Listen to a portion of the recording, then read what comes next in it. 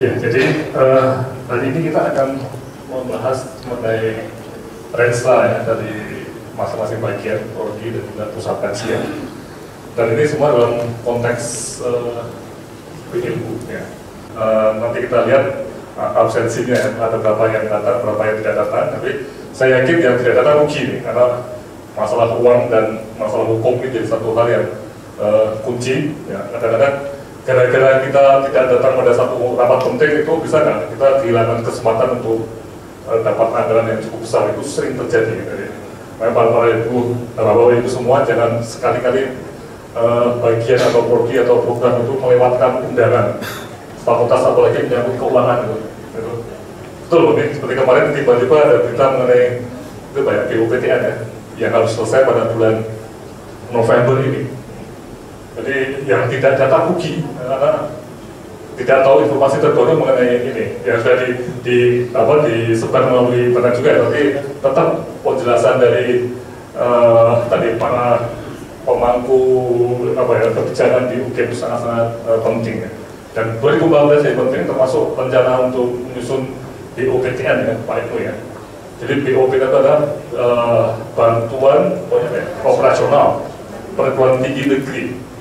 Dan tahun ini kita dapat berapa miliar, tapi harus 2,1 miliar, tapi harus selesai dipertanggungjawabkan pada bulan November dan baru Juli, dan ini dipakai untuk kegiatan istilahnya itu semacam ke luar negeri ya. Jadi ini berita yang sangat menarik ya. Jadi sekali lagi ini jangan sampai kita miss informasi seperti ini ya. Nah, sehingga saya akan mengantar nanti dari jam 9 sampai 15 nanti ada break untuk kita refreshing sebentar. Dan nanti kita akan lihat pengantar pemilu sebagai suatu alat ya. Jadi alat yang logikanya itu akan menambah kemampuan kita ya, bukan menghambat ya. Jadi Pak Ibu saya kira bahwa PL itu bukan hambatan ya, tapi justru artinya jadi alat ya. Memang kita dengar juga UGM juga akan jadi BHMN lagi ya, tapi ini nggak tahu, masih ada aspek politik yang belum tahu kapan ya. Tapi mungkin juga kita akan jadi BHMN. Tapi dengan BHMN itu kalau kita sudah bagus PL itu akan lebih mudah. Kalau tidak nanti kembali ke BHMN zaman dulu yang tanda kutip ya, itu tidak karuan ya, dan banyak tanda kutip juga orang perguruan tinggi yang tersangkut masuk ke korupsi. Ya, yang jadi masalah besar ya. Jadi mohon bahwa kita sekarang harus hati-hati betul, jangan sampai nanti berita di koran ada pengurus fakultas atau pengurus pusat atau apa ya, yang dipanggil kejaksaan atau sudah ada di berita-berita seperti itu. Bahkan rektor pun juga ada yang sudah dianggap tersangka ya, ini advisory. Oke, jadi ini reviewnya. Jadi kita sekarang dalam proses menyusun Renstra yang masuk ke bagian prodi dan pusat-pusat kajian. Ini yang sangat penting dari Bapak semua, termasuk tim keuangan nanti akan menjadi satu tim yang sangat penting untuk menyusun Renstra, dan juga akan masuk pada apa yang kita sebut bagaimana perguruan tinggi itu bisa melakukan respon ya. Dan BLU itu yang sudah dipakai di rumah sakit itu sebenarnya satu alat manajemen keuangan yang bisa membuat perguruan tinggi itu membuat respon yang adekuat ya. Jadi ini bukan sebuah RKA ya, jadi namanya aja kalau untuk anggaran rencana bisnis anggaran ya. Karena kalau kita lihat lingkungan itu cepat berubah. Kalau RKA itu ya rencana 10 miliar ya harus 10 miliar, kurang salah, lebihan salah. Tapi dalam RBA ya, kita tuh masuk dalam suatu konteks ada bisnis ya, dari yang bisa lebih atau lebih tinggi atau mungkin juga kurang ya. Ada fleksibilitas ya. Namun memang untuk perguruan tinggi itu walaupun sudah berilmu itu namanya masih pakai RKAT ya. Agak aneh, ini satu hal yang khusus ya. Tapi 2015 sudah jadi RBA ya, sudah betul. Atau masih RK atau RBA? Sudah RBA ya. Sudah disebut rencana bisnis anggaran. Bukan lagi RKA, rencana kerja anggaran. Dan itu apa bedanya? Itu sebenarnya beda sekali ya. Kalau RKA itu untuk lembaga birokrasi yang tidak mempunyai pendapatan dari masyarakat langsung. Tapi kalau RBA itu lingkungan masyarakat, jadi itu bisa menjadi apa ya, semacam pendapatan. Dan untuk perguruan tinggi jelas SPP, untuk dalam penelitian, bahkan juga dalam konteks UGM, FKUGM, pendapatan dari kantin itu juga masuk sebagai pendapatan dari masyarakat. Nah, memang dibanding BHMN, BLU tidak sekuat atau seotonom BHMN. Namun tetap BLU itu adalah satu alat untuk kita itu bisa hidup dalam lingkungan yang sangat dinamis. Nah, mengapa kita melakukan range strategy? Ini yang kita lihat bahwa di FKUGM itu bagian dan juga pusat ya, sudah ada yang mengalami pada masa menurun. Ini kesimpulan dari pertemuan kita selama 3 bulan terakhir ya. Jadi sudah ada tegas dan itu diakui atau declare oleh kepala bagian yang bersangkutan bahwa bagian kami itu memang decline ya. Jadi dalam lembaga itu memang ada siklus seperti ini ya. Lembaga pada awal perkembangan, kemudian terus sampai pada masa keemasan yang program kerajaan golden period, kemudian turun ya. Ini siklus yang alamiah. Cuman pertanyaannya ada yang turunnya itu setelah ratusan tahun ya. Tapi juga ada yang baru 5 tahun sudah turun, atau 10 tahun sudah turun. Nah ini yang perlu kita cermati bahwa BLU di mana letaknya, kita akan mencoba masuk pada model berpikir seperti ini. Jika kita menghasilkan apa yang kita sebut sebagai renstra, jadi ini suatu respon dari bagian atau pusat atau prodi supaya tetap hidup dan berkembang. Jadi tidak hanya bertahan hidup ya tadi, ini yang kunci ya. Jadi berkembang tadi. Kalau kita hanya bertahan sementara perguruan tinggi lain itu berkembang, berarti kita mundur. Ya. Dan ini yang filosofi yang kita pegang betul selama kita mengelola bagian atau pusat atau program studi. Nah, kita sudah masuk pada langkah-langkah yang tercoaching SWOT, visi-visi sudah, rencana kerja sudah kita susun. Nah, sekarang kita akan masuk pada rencana bisnis anggaran untuk 2014. Ya. Nah, ini yang tadi kita sebutkan bahwa stressing kita pada 1 bulan ini, pertemuan-pertemuan itu akan fokus pada penyusunan RBA tahun 2014 ya.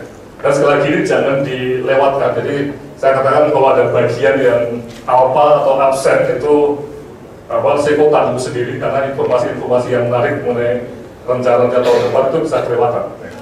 Termasuk informasi mengenai DOPTA, informasi mengenai bagaimana prospek penelitian-penelitian masa depan itu akan muncul pada penyusunan RBA ini.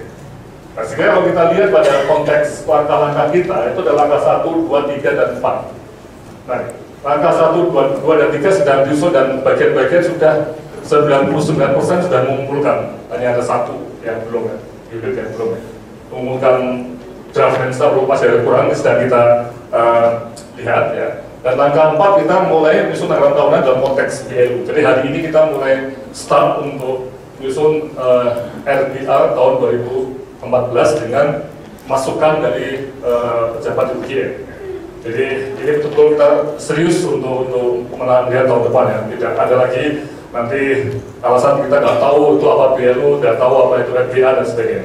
Nah ini semua di video, jadi yang tidak ada takut nanti kita juga bisa masukkan di webnya FKUGM apa yang ada di hari ini.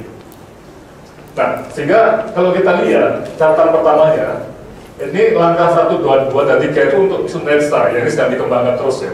Dan tadi saya juga sudah mengharap pada Pak Ibnu dan juga Pak Dekan ya. Kalau bisa ini proses langkah 1, 2, 3 ini terus dikembangkan. Jangan tergesa-gesa karena nanti kita masih menunggu kepala bagian baru ya. Jadi kepala bagian baru yang harus finishing ini karena dialah yang akan memimpin pelaksanaan Renstra selama 4 tahun ke depan. Jadi kalau jadi langsung sempurna itu berarti kita seperti memfit accompli kepala bagian yang nanti baru. Jadi sebaiknya nanti kita proses supaya kepala bagian yang baru itu juga akan ikut aktif dan menyelesaikannya. Tapi kalau untuk RBA ini mau nggak mau harus dikerjakan sekarang karena waktunya kapan Bu Yulis ya harus selesai RBA itu nanti ya. Jadi pokoknya sebelum November itu ya. Iya. Oh sebelum Oktober nanti Pak Anda ya. Jadi kita hanya punya waktu September dan Oktober untuk menyusun RBA yang hal yang baru dan sangat menentukan kegiatan kita di tahun 2014. Makanya stressing kita nanti pada langkah keempat ini untuk 1 bulan 2 bulan ini, bukan ke rensanya dulu ya. Jadi kita switch atensi dulu ya. Nah, yang kedua, kita sepakat betul bahwa lembaga kita itu bukan lembaga birokrasi yang seperti ini ya, di mana tidak ada uang masuk dan dosen itu tidak kelihatan ya. Kita adalah lembaga yang knowledge based organization seperti ini, di mana dosen itu di sini ya, itu dia mempunyai semacam posisi untuk merangsang masuknya pendapatan di luar yang signifikan. Dan dengan merangsang tadi dan dia bergesti, dia juga akan mendapat pendapatan yang cukup dari luar tadi. Dan ini kalau ditanya saya cuma ngomong teori atau tidak, saya katakan saya kerjakan selama 25 tahun jadi dosen. Ya. Saya pendapatan saya 99% dari kerjaan dengan UGM. Jadi saya tidak kerja di perguruan tinggi lain, saya kerja di swasta, bekerja melalui nama UGM dan bisa. Ya, artinya artinya bukan sesuatu yang ilegal. Jadi kita bisa jadi untuk hidup ya layak, artinya kita tuh juga dapat pendapatan yang cukup dari UGM. Jadi jangan sampai UGM itu jadi semacam lembaga yang hanya cuma jadi cantolan status sebagai orang UGM. Tapi pendapatan dari mana? 75%, 80% dari luar UGM. Wah, ini bahaya betul ya, untuk kelembagaan UGM. Jadi bagaimana kita bisa hidup dari dengan UGM untuk UGM, dan kita juga hidup dari UGM. Ini yang menarik. Jadi dosen-dosen mungkin perlu untuk kesini. Ya. Nah, teman-teman yang pendukung administrasi keuangan itu tentunya kalau dosennya itu berkembang, ya aktif, ya tentunya akan hidup juga. Tapi kalau dosennya itu lebih mementingkan kegiatan di luar, pendapatan di luar, ya akibatnya ya semuanya akan lesu. Ya. Dan kita bisa melihat ada bagian-bagian yang sudah mulai lesu ya, jadi tahu lesu, letih, lemah, lesu, lumrah, 4L ya. Dan dengan indikator termasuk yang paling sadis itu indikator performance akreditasi dari luar, yaitu palu godam yang betul-betul keras betul ya. Kita bisa dari A menjadi B atau B jadi C ya. Ini karena kita jelek ya. Jadi hidup kita itu sekarang pada kutip ya, tidak lagi seperti 10 tahun yang lalu yang tidak ada akreditasi, tidak ada persaingan. Kita itu hidupnya dalam akreditasi dan rankingan terus. Jadi tidak ada waktu bagi mereka yang, atau tidak ada tempat bagi para dosen yang misalnya menurut saya UGM itu hanya tempat cantolan hidup bukan misalnya, atau tempat namanya sebagai dosen UGM. Dia harus mulai pikir bagaimana UGM itu bisa ya dikembangkan bersama-sama kita semua. Kemudian yang ketiga, ini bagian prodi dan pusat dapat jadi institusi itu bagi FKUG ya. Nah inilah letaknya nanti RBA kita ya. Jadi kemarin sudah mulai dibahas, bagian-bagian ini sudah bisa mendapatkan revenue dan tercatat melalui virtual account-nya UGM, nanti akan dibahas ya. Artinya jangan sampai bagian itu kelihatan tidak aktif, tapi aktifnya itu dengan model lainnya ya. Tapi kita paham sendiri ya bahwa bagian kadang-kadang menggunakan entah apa, unit apa atau apa untuk datang uang. Tapi ini perlu kita cermati dalam konteks BLU, itu dimungkinkan bagian itu bisa mempunyai revenue, pendapatan. Nah, sehingga nanti kita akan lihat bahwa bagian-bagian yang sehat tadi itu juga termasuk yang disebut kering ya, itu bisa juga menghasilkan pendapatan. Anatomi dianggap kering, tapi saya lihat banyak prospek. Faal dianggap kering, itu banyak sekali prospeknya. Dulu IKM 25 tahun lalu dianggap kering, atau memang kering betul untuk minum teh aja kita nggak bisa dulu ya. Tapi sekarang kita punya uang karena kita berani berubah. Jadi ini adalah kunci untuk pengembangan bagian. Kemudian dalam aturan BLU nanti kita melihat bagaimana di bagian prodi dan pusat kajian itu dari ini sangat penting ya. Jadi kita digaji oleh pemerintah. Ya. Tapi bisa nggak kita dapat pendapatan? Ya. Nanti yang menarik dalam konteks BLU atau pelayanan jasa rumah sakit atau FK, itu pendapatan seorang spesialis itu bisa lebih tinggi dibanding direktur utama rumah sakit tadi. Bisa. Di saat itu sudah terjadi banyak atau berapa ya namanya? Pendapatan spesialis yang lebih dari 1 juta itu ada per bulan. Di RSCM lebih dari 200 juta juga ada. Direkturnya lebih rendah pendapatannya, tapi tidak masalah. Ya. Nah, sama di FKUGM, kan mungkin saya nggak tahu Pak, pendapatannya berapa dari FK? Tahulah pendapatan 30 juta rupiah ya, dari sebulan berapa itu? Ya tahu. Berapa? Ya tahu. Kan dari hasil berapa dia berapa? Berapa? Ya, di bawah 20. Ya. 15. Yang benar. Di bawah 20, tiga. Oh, ya. Ya, coba kita bayangkan, ini kan cuma dapat tambah 20 ya. Tapi saya yakin di FKUGM ada dosen-dosen yang pendapatan lebih dari 20 juta. 30-40 juta lagi yang di bagian-bagian kliniknya, itu luar biasa. Nah, ini memang satu model BL itu memungkinkan, jadi pendapatan itu berbasis pada kinerja dan keaktifan. Dan tidak ada patokan, tidak boleh melebihi dekatnya, itu tidak ada. Nah, ya. Bebas, kalau Warwi punya paten ya, labnya dapat paten, waduh, bisa dapat dolar, macam-macam tadi. Ini sebenarnya nggak masalah. Ya. Apa? Malah bersyukur. Ya. Tapi kalau dalam birokrasi nggak bisa, seorang direktur lebih tinggi pendapatnya dibanding dirjen nggak bisa. Ya. Tapi kalau dalam lembaga ini bisa. Ya. Nah, sehingga BLU nanti kita lihat itu diharapkan mendukung pengembangan bagian. Jadi mohon nanti kita lihat, kadang-kadang kita persepsi kita BLU itu membuat menghambat, jadi kita jadi lemas. Sebenarnya nanti kita lihat ya, apakah membuat kita itu jadi lemas atau tidak. Tapi logikanya di semua